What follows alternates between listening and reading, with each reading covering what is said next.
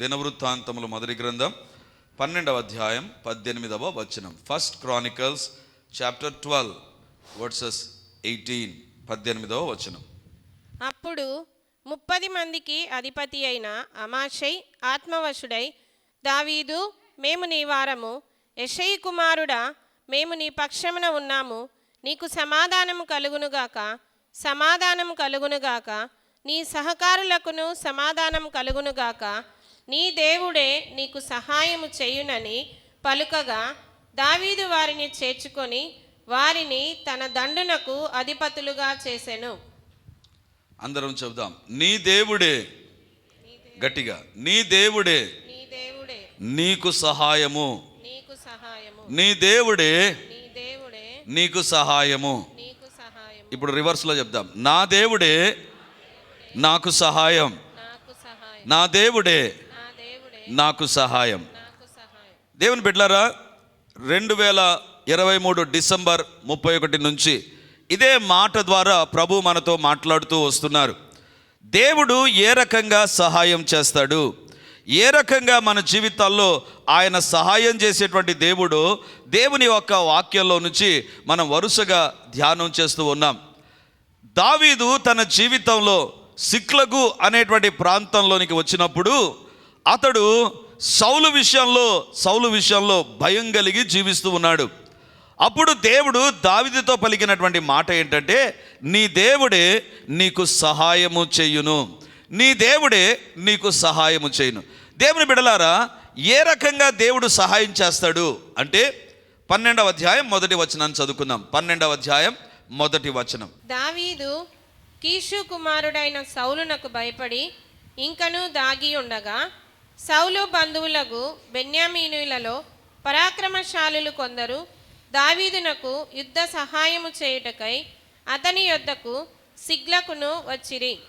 ఇక్కడ మనం గమనించేటువంటి మాట ఏంటంటే, దావీదు కీషు కుమారుడైన సౌలునకు భయపడి ఇంకను దాగి ఉండగా. దేవుడు ఏ రకంగా సహాయం చేస్తాడంటే, దావీదు భయపడి ఇంకా దాగి ఉన్నాడంట. ఆ పదాన్ని ఈరోజు మీదట నేను స్ట్రెస్ చేయాలని కోరుతున్నా. దావీదు ఇంకను భయపడి ఉన్నాడంట, ఇంకా భయపడుతున్నాడంట. దావీదు జీవితంలో ఉండేటువంటి అనుభవం ఏంటంటే, దావీదు సౌలునకు భయపడి ఇంకా దాగి ఉన్నాడు, ఇంకా దాక్కొనే ఉన్నాడంట. దేవుని బిడలారా, ఎందుకు ఆ మాట రాశారు? ఇంకా దాగుకొని ఉన్నాడు. ఎందుకు దాక్కున్నాడంటే, భయపడి దాక్కుని ఉన్నాడంట. దావీదు భయపడి దాక్కున్నాడని రాయలేదు బైబిల్. దావీదు భయపడి ఇంకను దాగి ఉండగా, ఇంకా దాగి ఉన్నాడు అంటే దేవుడు ఏదో ఒకటి స్పెసిఫిక్గా చెప్పాలని కోరుతున్నాడు. దావీదు జీవితంలో భయపడ్డాడు ఇంతకుముందు, కానీ ఇప్పుడు ఇంకా భయపడుతూ ఉన్నాడు. ఈరోజు దేవుని యొక్క వాక్యంలో నీవు ఇంకను భయపడవు, ఎందుకంటే నీ దేవుడే నీకు సహాయం చేయబోతున్నాడు. హల్లెలూయా. ఇంకను నువ్వు భయపడవు, నీ దేవుడే నీకు సహాయం చేస్తాడు. వాక్యాన్ని వింటున్నటువంటి దేవుని బిడ్డలారా, ఎందుకు ఆ మాట రాశారు?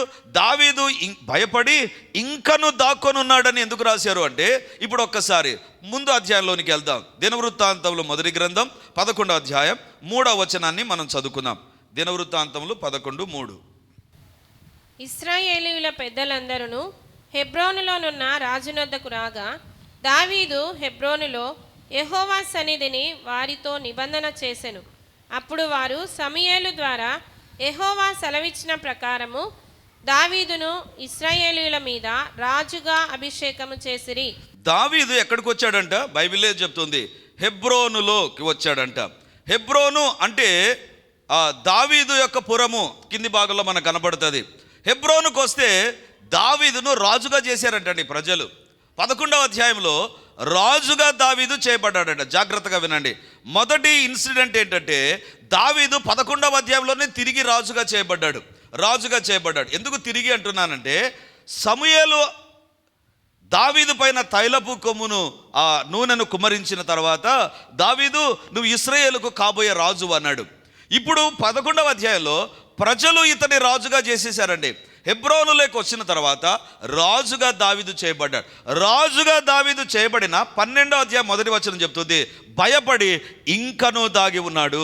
రాజు అయిపోయాడు, విచిత్రం ఏంటంటే రాజు అయిపోయినటువంటి వ్యక్తికి భయం ఉండకూడదు, రాజు అయిపోయినటువంటి వ్యక్తికి దాక్కోవడానికి వీలు లేదు. కానీ బైబిల్లో వ్రాయబడింది, దావీదు రాజు అయినప్పటికీ కూడా హెబ్రోనులో రాజుగా చేయబడ్డాడు, కానీ భయపడి ఇంకా దాగి ఉన్నాడంట. 11వ అధ్యాయంలో రాజుగా చేయబడ్డాడు. ప్రజలతని అభిషేకం చేసిరి, ఇశ్రాయేలు మీద రాజుగా అభిషేకం చేశారు. They have anointed him to be the king of Israelites. ఇశ్రాయేలు ప్రజలకు రాజుగా చేసేశారు. కానీ బైబిల్లో వ్రాయబడింది 12వ అధ్యాయం మొదటి వచనం, భయపడి ఇంకను దాక్కొని ఉన్నాడు, భయపడి ఇంకను దాగుకొని ఉన్నాడు. దేవుని బిడ్డలారా, దావీదు జీవితంలో ఉండేటువంటి పరిస్థితి ఏంటంటే రాజు అయినప్పటికీ ఇంకా భయపడి దాక్కొని ఉన్నాడు. అది మొదటిది. రెండవదిగా చూస్తే 4వ వచనం చూడండి, 11వ అధ్యాయం 4వ వచనం, దినవృత్తాంతంలో మొదటి గ్రంథం 11వ అధ్యాయం 4వ వచనం. తరువాత దావీదును ఇశ్రాయేలీయులందరూ యెరూషలేమనబడిన యెబూషునకు పోయిరి. ఆ దేశవాసులైన యెబూషీయులు అచ్చట ఉండిరి. అప్పుడు నీవు వీనియందు ప్రవేశింపకూడదని యెబూసు కాపురస్తులు దావీదుతో అనగా, దావీదు పట్టణం అనబడిన సియోను కోటను పట్టుకొనెను. రాజుగా చేయబడ్డాడు. అది 11వ అధ్యాయము 3వ వచనంలో రాజుగా చేయబడ్డాడు. 5వ వచనంలో అతడు ఒక పట్టణాన్ని పట్టుకున్నాడంట, పట్టణాన్ని జయించేశాడు.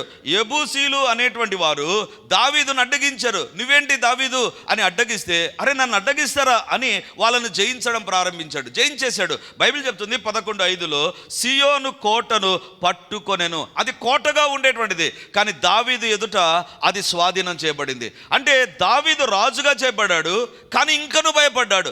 రాజు ఒక జయాన్ని సాధించి కోటనే పట్టుకున్నాడు, కానీ ఇంకా భయపడుతున్నాడంట, ఇంకను భయపడి దాక్కుంటున్నాడంట.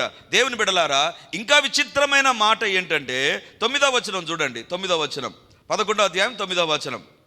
సైన్యములకు అధిపతియగు యెహోవా అతనికి తోడై ఉండగా దావీదు ఈ ప్రకారము అంతకంతకు అధికుడగుచుండెను. దేవుడు తోడుగా ఉన్నాడంట, ఇంకా అధికుడవుతున్నాడంట. ఇంకా అధికుడు అంటే మొదటిగా రాజుగా పట్టాభిషేకం చేయబడ్డాడు, అది మొదటిది. రెండవదిగా అతడు ఒక పట్టణాన్ని కోటను పట్టుకున్నాడు. మూడవదిగా దావీదు అంతకంతకు వర్తిల్లాడు. ఎందుకు? యెహోవా అతనికి తోడుగా ఉన్నాడు. 11వ అధ్యాయం 9వ వచనం చెప్తుంది, దేవుడు తోడుగా ఉన్నాడట. కానీ సౌలుకు ఇంకను భయపడి దాక్కునేటువంటి వ్యక్తిగా ఉన్నాడు. 12వ అధ్యాయంలో ఇంకా ఏంటి తెలుసా?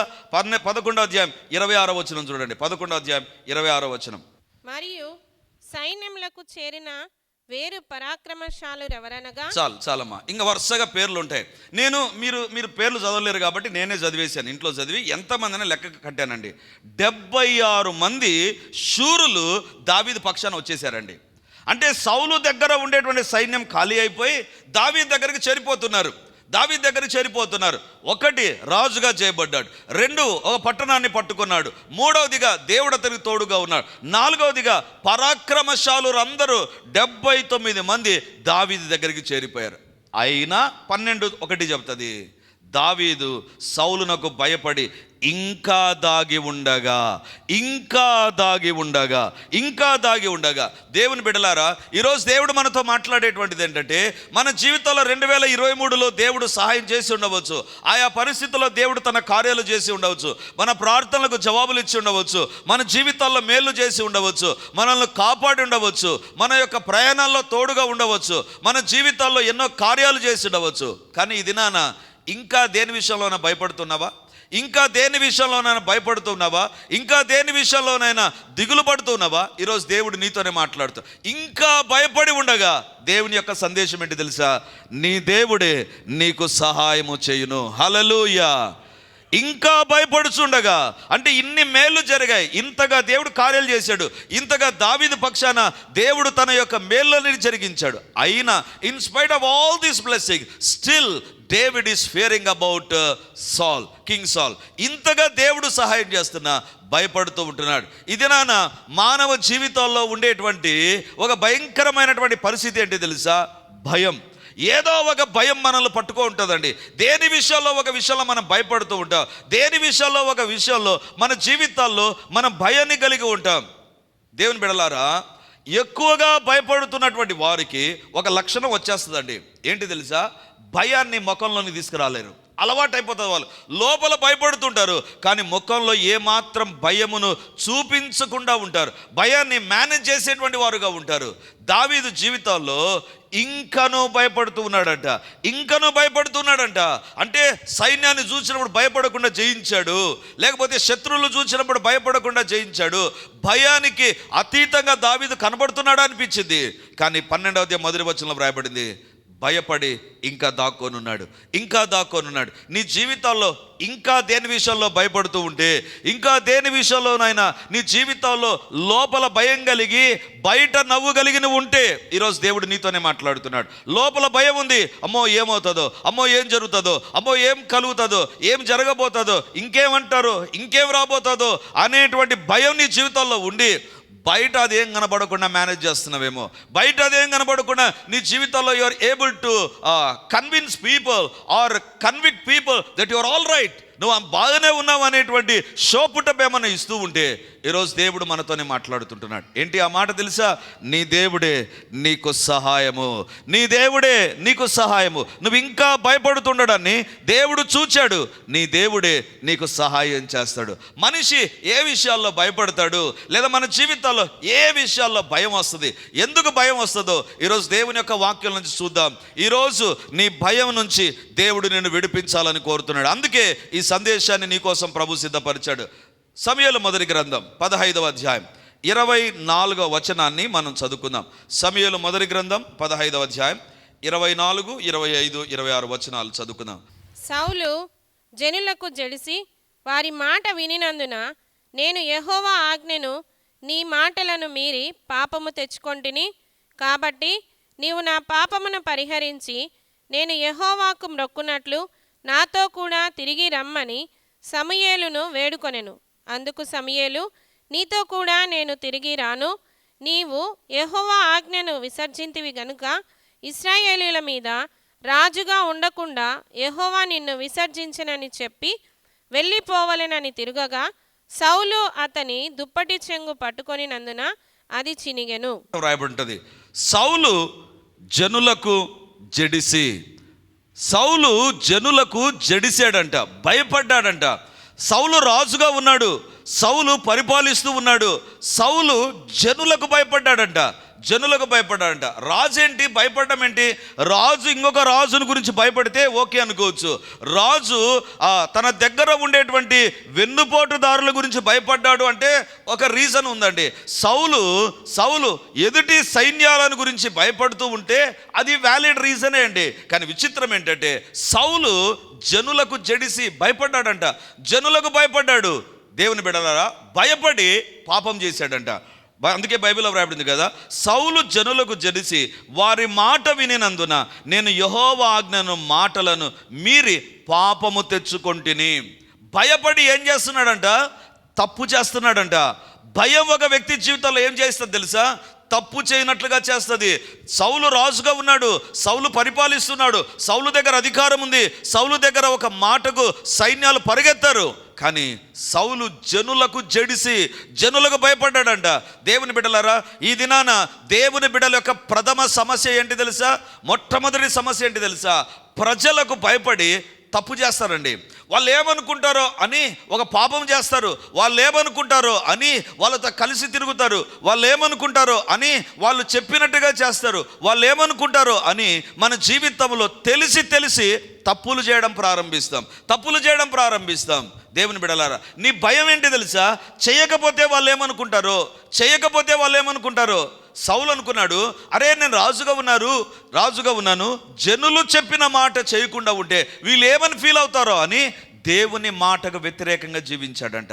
ఈరోజు వాక్యం వింటున్నటువంటి దేవుని బిడ్డలారా, దేవుడు మనతో మాట్లాడుతుంటున్నాడు. మన జీవితంలో తెలుసుకోవలసిన మొట్టమొదటి విషయం ఏంటంటే, నీవు జనులకు భయపడుతున్నావా? నీ దేవునికి భయపడుతున్నావా? దేనికి భయపడుతున్నావు నువ్వు? నీ జీవితంలో దేని విషయంలో భయం అనేటువంటిది కలిగి ఉన్నావు? ఒక్కసారి ఆలోచించు. జనులకు భయపడి వాళ్ళు ఏమనుకుంటారో అనే మాట మారుస్తాను. మొహమాటానికి తప్పులు చేస్తున్నావేమో. మా బంధువులు ఏమనుకుంటారో అని, మా యొక్క స్నేహితులు ఏమనుకుంటారో అని మొహమాటం కొద్దీ నువ్వు ఒకవేళ తప్పులు చేస్తున్నావేమో. జాగ్రత్త. నీ జీవితంలో దాని వెనక ఒకటి ఉంది, భయం ఉంది. ఈరోజు దేవుడు నీతో మాట్లాడుతుంటా, నీ ఫ్రెండ్స్ ఏమనుకుంటారో అని తినకూడదు ఏమన్నా తింటున్నావా, వెళ్ళకూడని స్థలాలకు ఏమన్నా వెళుతున్నావా, చేయకూడని పనులు ఏమన్నా చేస్తున్నావా? నీకు తెలుసు అది చేయకూడదని, కానీ ఏదో భయం, నా ఫ్రెండ్స్ ఏమనుకుంటారో, నా ఫ్రెండ్స్ ఏమనుకుంటారో, నా బంధువులు ఏమనుకుంటారో, నేను చేయకపోతే ఏమనుకుంటారో. జాగ్రత్తగా వినండి, నీవు మనుషులకు భయపడే వ్యక్తివైతే నీ జీవితంలో అదే నీ మీదికి ఒక ఉరిగా వస్తుందండి, ఒక ఉరిగా వస్తుంది. సౌలు జనులకు భయపడ్డాడు, భయపడి దేవుని మాట కాదనకుండా జీవించాడు. దాని ఫలితం ఏంటి తెలుసా? రాజుగానే ఉండకుండా పోయాడు, రాజుగానే ఉండకుండా పోయాడు. అంటే మొట్టమొదటి రాజు అంటే తన జీవితంలో భయపడి తన ఆశీర్వాదాన్ని కోల్పోయాడు. ఇది మానవ జీవితంలో ఉండేటువంటి పరిస్థితి ఏంటంటే, సమ్వేర్ ఆర్ అదర్, ఎక్కడో ఎవరికో నువ్వు భయపడి తప్పు చేస్తున్నావు. నీకు తెలుసు ఆ తప్పు ఏంటో, నీవు ఎందుకు ఆ తప్పు చేస్తున్నావో నీకు తెలుసు. ఈరోజు దేవుడు నీతో మాట్లాడుతుంటున్నాడు. నీ జీవితంలో జనులకు భయపడుతున్నావేమో, ఇంకా భయపడుతున్నావేమో. 2023లో భయపడ్డావు, వాళ్ళకు భయపడి తప్పులు చేసావు, వాళ్ళకు భయపడి చేయకూడని పనులు చేసావు, వాళ్ళకు భయపడి నీవు నష్టపోయావు. ఆత్మీయంగాను, కుటుంబ పరంగాను, ఆర్థికంగా ఇంకా భయపడుతూ ఉంటే దేవుడు నీతోనే మాట్లాడుతుంటున్నాడు. నీ జీవితంలో నీవు భయపడాల్సిన పని లేదు, నీ దేవుడే నీకు సహాయము. హల్లెలూయా. మనుషులకు భయపడకు, దేవునికి మొట్టమొదటిగా భయపడు. దావీదు జీవితంలో, సౌలు జీవితంలో ఉండేటువంటిది ఏంటంటే, సౌలు భయపడ్డాడు కానీ దేవుని విషయాల్లో మాత్రం భయపడలేదు. చాలా సందర్భాల్లో we take a wrong step in the spiritual activities. ఆత్మీయ విషయాల్లో ఒక తప్పుడడుగు వేస్తాం, మనుషుల దగ్గర కరెక్ట్గా ఉండాలని ప్రయత్నం చేస్తాం. అది కొద్ది కాలం వరకే చెల్లుబాటు అవుతుంది. ఇది గొప్ప దైవ సేవకులు మొదలుకొని ప్రతి ఒక్కరికి ఉండేటువంటి శోధన, ప్రతి ఒక్కరికి ఉంటుంది. అరే, మా బంధువులు నేను ఇట్లా ప్రార్థన చేస్తే ఏమనుకుంటారో, ఉదయాన్నే లేచి బైబిల్ చదివితే, చర్చికి పోతే, దశం భాగం ఇస్తే, లేకపోతే భక్తిగా జీవిస్తే ఏమనుకుంటారో అని భయపడి మనల్ని మనం మార్చుకుంటాం. దేవుని బిడ్డలారా, అదే మన జీవితాల్లో కష్టాన్ని తెస్తుంది, అదే మన జీవితాల్లో నష్టాన్ని తెస్తుంది, అదే మన జీవితాల్లో మనం ఎదురు చూడనటువంటి ఒక ఆశీర్వాదాన్ని కోల్పోయేటట్లు చేస్తుంది. ఆత్మీయంగా బలవంతుడైనటువంటి వ్యక్తి పాత నిబంధనలో, కొత్త నిబంధనలో మనం గమనిస్తే పౌలు రాసిన పత్రికలు ఇంకెవరు రాయలేదు. మోషే రాసింది 5 కాండాలే, 5. కానీ పౌలు అనేకమైనవి రాశాడు. సంఘానికి, మానవులకు, స్త్రీ పురుషులకు, తర్వాత తల్లిదండ్రులకు, పిల్లలకు ఏం చెయ్యాలి, ఏం చేయకూడదు అనేటువంటి విషయాలు అనేకమైనవి రాసినటువంటి వ్యక్తి సౌలు యొక్క సమస్య ఏంటి తెలుసా? గలతీలకు రాసిన పత్రిక 1వ అధ్యాయం 10వ వచనం చూడండి. ఇప్పుడు నేను మనుషుల దయను సంపాదించుకొని చూచుచున్నానా, దేవుని దయను సంపాదించుకొని చూచుచున్నానా? నేను మనుషులను సంతోషపెట్టు కోరుచున్నానా? నేను ఇప్పటికీ మనుషులను సంతోషపెట్టు వాడనైతే క్రీస్తు దాసులను కాకయే పోవుదును. ఇక్కడ ఏమంటున్నాడండి? నేను మనుషుల దయను సంపాదించుకొని చూచున్నానా, దేవుని దయను సంపాదించుకొని చూచున్నానా? అంటే నన్ను గురించి ప్రజలు ఏమనుకుంటారు, లేకపోతే నన్ను గురించి దేవుని బిడ్డలు ఏమనుకుంటారు అనేటువంటి తలంపుతో జీవిస్తున్నామా, లేకపోతే దేవుని దయను సంపాదించుకొని చూస్తున్నామా? పౌలు అంటాడు, నేనిప్పటికీ మనుషులను సంతోషపెట్టువాడనైతే క్రీస్తు దాసుడను కాకయే పోదును. ఈరోజు దేవుడు మనతో మాట్లాడుతుంటాడు. క్రీస్తు ప్రభు దాసులు కాకుండా పోవడానికి కారణం ఏంటంటే, యేసు ప్రభుకు మనం లోబడకపోవడానికి కారణం ఏంటంటే, యేసు ప్రభు చెప్పినట్టుగా మనం చేయకపోవడానికి కారణం ఏంటంటే, మన జీవితాల్లో పాపం కలగడానికి కారణం ఏంటంటే, ఇప్పటికీ 2024లో కూడా మనుష్యుల కోసమే బ్రతుకుతున్నాం. మనుషుల కోసమే జీవిస్తున్నాం. వాళ్ళు నా గురించి మంచిగా చెప్పాలి, నా గురించి ఏమనుకోకూడదు, నా గురించి వాళ్ళు ఫీల్ కాకూడదండి, నేను ఏమైనా పర్లేదు, వాళ్ళు ఫీల్ కాకూడదు అనేటువంటి తలంపులో నువ్వు ఉన్నావా? చాలా తప్పు చేస్తున్నాం మనం. ఎందుకంటే అది నీ జీవితంలోకి వచ్చేటువంటి ఒక శోధన. దాని ద్వారా దేవునికి దూరం అయిపోతావు. పౌలు అంటున్నాడు, నేను ఇప్పటికి, అంటే గలతీ పత్రిక రాసే సమయానికి నా ఆత్మీయ జీవితంలో నేను ఏ రకంగా ఉన్నా, ఇప్పటికి మనుషులను సంతోషపెట్టువాడు. అంటే దాని అర్థం ఏంటంటే, మనుషులకు వ్యతిరేకంగా జీవించమని కోరడం కాదు. వాళ్ళు ఆత్మీయ విషయాల్లో నీ దగ్గర నిన్ను బెండ్ చేయకూడదు, నువ్వు వాళ్ళని బెండ్ చేయి. మిగతా విషయాల్లో వాళ్ళతో కలిసి జీవించు. నీ ఆఫీస్లో నీ యొక్క సబార్డినేట్స్తో కానీ నీ యొక్క ఆఫీసర్స్తో కానీ కరెక్ట్గానే జీవించు. ఎంతవరకు పని దగ్గర వాళ్ళు ఏం చెప్పినా చేయడం ప్రారంభించు. కానీ ఆత్మీయ విషయాల దగ్గరకు వస్తున్నా కానీ వాళ్ళ దారి వాళ్ళదే ఉండాలి, నీ దారి నీదే ఉండాలి. లేదా నీ దారిలోనికి వాళ్ళు రావాలి, కానీ నీవు వారి దారిలోనికి వెళ్ళడానికి మాత్రం ప్రయత్నించవద్దు. ఇది కొంచెం కష్టమే అని అనిపిస్తుంది, కానీ ప్రయత్నం చేస్తే కష్టం మాత్రం కాదండి. ప్రయత్నం చేస్తే కష్టం మాత్రం కాదు. దేవుని బిడ్డలారా, ఒకానొక సందర్భంలో నేను ఒక చోట పని చేస్తూ ఉన్నప్పుడు కొంతమంది యవనస్తులు 4 బాయ్స్ నా దగ్గరకు వచ్చారండి. సార్, మా యొక్క మతంలో మేము ఇన్ని రోజులు ఉపవాసం ఉంటాం, కాబట్టి మేము ఫలానా టైంలో ప్రార్థన చేసుకోవాలి, కాబట్టి మాకు ఒక రూమ్ కావాలి అన్నారు. నేను షాక్ అయిపోయినాను. ఎందుకంటే ఎప్పుడు కూడా అలాంటి రిక్వెస్ట్ నేను వినలేదండి. నేను అడిగాను, ఎందుకు అడుగుతున్నారు మీరు అని అడిగాను. సార్, ఈ టైంలో మేము బయటికి వెళ్ళి మా యొక్క ప్రార్థనా మందిరంలో ఇంకా ఎందుకు దాచిపెట్టడం, మా మసీదులో ప్రార్థన చేసుకోవడం కష్టం, ఎందుకంటే చాలా దూరం మేము ట్రావెల్ చేసి ఒక పొద్దు ఉంటాం. ముస్లిమ్స్ వాళ్ళ యొక్క 40 రోజుల ఉపవాసంలో గల్ల కూడా మింగరు. సో అంత దూరం వెళ్ళడం ప్రాబ్లం అవుతుంది, వెనక్కి రావడం మళ్ళీ ప్రాబ్లం అవుతుంది. మేము నమాజ్ చేసుకోవడానికి కాన్సన్ట్రేషన్ ఉండదు సార్, కాబట్టి మాకు ఒక రూమ్ కావాలి అన్నారు. నేను అడిగాను, సరే ఒక లెటర్ ఇవ్వండి మీరు, నేను ఫార్వర్డ్ చేస్తాను అన్నాను. వాళ్ళు లెటర్ ఇచ్చారండి. లెటర్ ఇస్తే నేను ఫార్వర్డ్ చేస్తే మేనేజ్మెంట్ ఒప్పుకునిందండి. వాళ్ళు అనుకోలేదు, వీళ్ళేమనుకుంటారో వాళ్ళేమనుకుంటారో అనుకోలేదు. ఒక్కసారి దేవుని కోసం నిలబడితే కరాఖండితంగా నిలబడాలండి మనము, అంతే తప్ప ఆ గోడ మీద పిల్లలాగా చర్చిలోనికి వచ్చినప్పుడు చర్చికి వైపు, లేకపోతే బయటికి వెళ్ళినప్పుడు బయట వైపు తిరిగేటువంటి వ్యక్తులమైతే నీ జీవితంలో భయం అనేటువంటిది ఒకటి ఉంటుంది. ఖచ్చితంగా భయం. ఈ భయం నుంచి నువ్వు తప్పించుకోలేవు. సౌలు జనుల మాటకు జడిసి దేవుని మాటను కాదన్నాడు. నీ జీవితంలో ఇప్పటికీ నీ మనుషులను సంపాదించుకోవడానికి దేవునికి దూరం అయిపోతున్నావేమో. నీ జీవితంలో దేవుడు మేలు చేసినప్పటికీ, దేవుడు నిన్ను కాపాడుతున్నప్పటికీ, దేవుడు నిన్ను భద్రం చేస్తున్నప్పటికీ, ఇప్పటికీ నీ మనుషులదైన సంపాదించుకోవడానికి మనుషులకు భయపడి దేవునికి దూరం అయిపోతున్నావేమో. ఈరోజు నీ దేవుడు అంటున్నాడు, ఎవరినైతే నువ్వు నమ్ముకొని ఉన్నావో, ఎవరినైతే నమ్ముకొని పనిచేస్తావో, ఏదో ఒక రోజు వాళ్ళు మోసం చేస్తారండి, ఏదో ఒక రోజు మోసం చేసి ఉండవచ్చు, మోసం చేస్తారేమో అనేటువంటి భయంతో వాళ్ళకు లోబడుతున్నావేమో. ఈరోజు దేవుడు అంటున్నాడు, నీ దేవుడే నీకు సహాయం. హల్లెలూయా. నీ దేవుడే. ప్రజలు నిన్ను మోసం చేయవచ్చు, ప్రజలు నీ గురించి తప్పుడు మాటలు చెప్పడానికి రెడీ అవ్వచ్చు, కానీ సహాయం చేసేది మనిషి కాదు, నీ జీవితంలో నీ దేవుడే. మర్చిపోవద్దు. ఈరోజు ప్రభు మనతో మాట్లాడుతుంటున్నాడు. మన జీవితంలో మనం తెలుసుకోవాల్సిన ప్రాముఖ్యమైన విషయం ఏంటంటే, నేను ఇప్పటికీ మనుషులను సంతోషపెట్టువాడనైతే క్రీస్తు దాసుడను కాకయ్యే పోదును. దావీదుకుండే భయం ఏంటి తెలుసా? అమ్మో, జనులకు తాను జడిసిపోయాడు. సౌలుకు భయపడిపోయాడు. సౌలు ఏం చేస్తాడో. సౌలు జనులకు భయపడితే దావీదు సౌలుకు భయపడ్డాడు.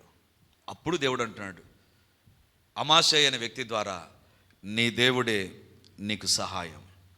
భయపడకు. మనుషులకు విషయంలో మనుషులను సంతోషపెట్టడానికి తప్పు చేయకు, మనుషులను సంతోషపెట్టడానికి దేవుని దూరం కాకు, మనుషులను సంతోషపెట్టడానికి దేవుని హృదయాన్ని గాయపరచకు, మనుషులను సంతోషపెట్టడానికి వాక్యానికి వ్యతిరేకంగా వెళ్ళకు. దేవుని బిడలారా, ఈ సంవత్సరంలో కొన్ని తీర్మానాలు నేను చేస్తాను. కొంతమందికి నచ్చదవి, కొంతమందికి ఇష్టం ఉండకపోవచ్చు, కొంతమంది చర్చి కూడా స్టాప్ చేయవచ్చు, but I don't follow them. ఎందుకు చెప్తున్నానంటే, ఇప్పటికీ సంతోషపెట్టువాడనైతే క్రీస్తు దాసుడను కాకయే పోదును. దేవుని దాసులము, దేవుని బిడలము, దేవుని సేవిస్తున్నామంటే we must please the Lord. Shadrach, Meshach, అబేద్నెగోలను సంస్థానంలో హెచ్చించాడు రాజు. ఎంతగా హెచ్చించాడు. వాళ్ళు వచ్చి అంటారు, ఒక సమయం వచ్చింది, దేవునికి మొక్కాలనా విగ్రహానికి మొక్కాలనా? అప్పుడు వాళ్ళు అంటారు, రాజా. వాళ్ళు చెప్పినటువంటి మాట డైరెక్ట్గా మాట్లాడతారు. రాజా సంబోధించడం కూడా చూడండి. రాజా, నువ్వు నిలబెట్టించిన బంగారు ప్రతిమకు మేము మొక్కం. ఎందుకు తెలుసా? మా దేవుడు రక్షిస్తాడు, రక్షించకపోయినా పర్వాలేదు, నీవు నిలబెట్టిన బంగారు ప్రతిమకు మొక్కము. ఈ దినాల్లో ఇలాంటి తీర్మానాలు చేసేవారు దేవునికి అవసరం. అప్పుడే నీ దేవుడు నీకు సహాయం చేస్తాడు. అందుకే వారి కొరకు దేవుడు అగ్నిగుండంలోనికి వచ్చాడండి. వారిని విడిచిపెట్టలేదు దేవుడు. నీ జీవితంలో దేవుని కొరకు జీవించడానికి కరాఖండితమైన తీర్మానం చేసుకో. జనులకు భయపడకు, నీ దేవుడు నీకు సహాయం చేస్తాడు. రాజాది రాజా నీకు వందనాలు. అందరం ప్రార్థన చేద్దాం. నీ భయమును గురించి దేవునితో మాట్లాడు. నీ యొక్క జీవితంలో ఎదుర్కొనే ప్రతి భయాన్ని తొలగిస్తానని దేవుని మాట ఉండగా అనుమానించక ప్రార్థించు. హల్లెలూయా, హల్లెలూయా, హల్లెలూయా, హల్లెలూయా. దేవా దేవా నీకు వందనాలు. పరిశుద్ధుడా నీకు స్తోత్రాలు. సత్యస్వరూపి నీకు వందనాలు. గనుడమైనటువంటి దేవా నీకు స్తోత్రాలు. యేసయ్యా నీకే మహిమ, ఘనత, ప్రభావాలు చెల్లిస్తున్నా. ఎంత గొప్ప దేవుడో ప్రభా. 2024లో మీరు సెలవిచ్చిన మాట, ఇంకా మేము భయపడము, నీవు మాకు సహాయం చేస్తావు, నువ్వు మాకు సహాయం చేస్తావు. యేసు నామమందు ఈ దినము నుండి ఈ దేవుని సహాయం మాకు ఉండునుగాక, మా కుటుంబాల్లో ఉండునుగాక, మేము పనిచేసే స్థలాల్లో ఉండునుగాక, మేము చేసే వ్యాపారాల్లో ఉండునుగాక, పిల్లల విషయంలో మీ సహాయం ఉండునుగాక, అనారోగ్య విషయాల్లో మీ సహాయం ఉండునుగాక, ఆర్థిక ఇబ్బందుల విషయంలో ఈ సహాయం ఉండునుగాక. యేసు నామమందు సహాయం ఉండునుగాక. కోర్టు కేసుల్లో దేవుని సహాయం ఉండునుగాక. ఉద్యోగ ప్రయత్నాల్లో దేవుని సహాయం ఉండునుగాక. సంతాన దీవెన విషయంలో దేవుని సహాయం ఉండునుగాక. యేసు నామమందు నీ దేవుడే నీకు సహాయమని సెలవిచ్చావు.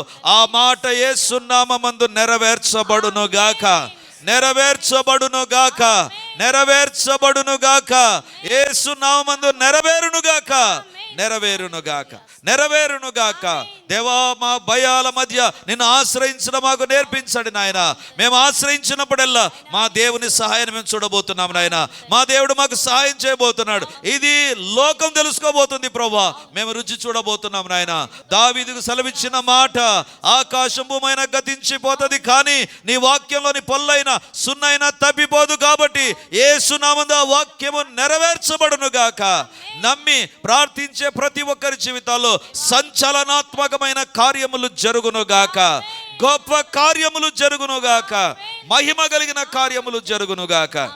మీ కార్యాలు మీరు జరిగించి మహిమను పొందుమని యేసయ్య పరిశుద్ధ నామమందు ప్రార్థించి అడిగి పొంది ఉంటున్నాము తండ్రి. ఆమేన్. Praise the Lord. విమోచన గడియ టీవీ కార్యక్రమాన్ని వీక్షిస్తున్న దేవుని బిడ్డలందరికీ ప్రభు పేరిట నా వందనాలు, శుభములు నేను తెలియజేస్తున్నాను. 2015 నవంబర్ 1న పరిచర్య ప్రారంభించాం. క్రిస్మస్ సీజన్లో చాలామంది నా దగ్గరకు వచ్చి చెప్పినటువంటి మాట, క్రొత్త క్యాలెండర్ మనము ప్రింట్ చేద్దామని. కానీ ఎందుకో దేవుడు నన్ను ప్రేరేపించలేదు. అప్పటి నుంచి దేవుని సన్నిధానంలో కనిపెడుతూ ఉన్నాను. ఈ సంవత్సరం దేవుడు ఇచ్చిన నడుపుదలను బట్టి ఒక అద్భుతమైన క్యాలెండర్, ఒక వినూత్నమైన డిజైన్స్తో, ఒక శ్రేష్టమైన విధానంలో మీ వద్దకు తీసుకొని వస్తున్నాం. 12 నెలలకు 12 అద్భుతమైన వాగ్దానాలు, చిత్రాలతో కూడినటువంటి క్యాలెండర్ రెడీమర్ పరిచర్య తరపున సిద్ధపరచబడి ఉంది. ఈ క్యాలెండర్ యొక్క ప్రత్యేకత ఏంటంటే, ప్రతిరోజు మీరు ఒక దేశం నిమిత్తం ప్రార్థించవచ్చు. ప్రతిరోజు బైబిల్ని చదివితే 366 రోజుల్లో, అంటే ఇది లీప్ సంవత్సరం కాబట్టి ఈ 66 రోజుల్లో బైబిల్ని మీరు కంప్లీట్ చేయడానికి ఒక సిస్టమాటిక్ స్టడీ ప్లాన్ అనేటువంటిది కూడా ఇందులో మీకు లభిస్తుంది. దేవుని బిడ్డలారా, పరిచర్య ద్వారా ఎంతగానో దీవించబడుతూ ఉన్నారు. అన్ని విధానాల ద్వారా దేవుడు మహింపరచబడుతున్నాడు. ఈ యొక్క క్యాలెండర్ ద్వారా కూడా దేవుడు మీ గృహాలను, మిమ్మల్ని దర్శించాలని ఆశపడుతున్నాడు. చాలా క్వాలిటీతో, చాలా శ్రేష్టమైన డిజైన్స్తో, అద్భుతమైన విధానంలో దేవుడు ఈ 12 పేజీల క్యాలెండర్, ఒక్కొక్క నెలకు ఒక్కొక్క ప్రత్యేకమైనటువంటి వాగ్దానము, తర్వాత వివిధ రకాలుగా దీన్ని డిజైన్ చేసి మీ వద్దకు శ్రేష్టమైన విధానంలో తీసుకొని వచ్చాం. కాబట్టి దేవుని బిడ్డలారా, మీకు పోస్ట్ ద్వారా కావాల్సినట్లయితే 2 క్యాలెండర్స్ 150 రూపాయలు ప్లస్ పోస్టేజీ 20 రూపాయలు మీరు పంపించగలిగితే, కనబడుతున్నటువంటి ఫోన్పే నంబర్కు, గూగుల్ పే నంబర్కు మీరు పంపించగలిగితే మీ చిరునామాతో సహా పోస్ట్ ద్వారా మీకు మేము పంపించడానికి వీలుగా ఉంటుంది.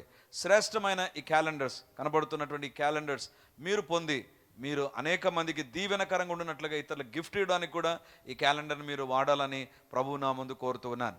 చాలా ఖరీదైనటువంటి ప్రింటింగ్ మేము చేసాం క్వాలిటీతో, అందుకే ఆ రేటు ఉంచాల్సి వచ్చింది.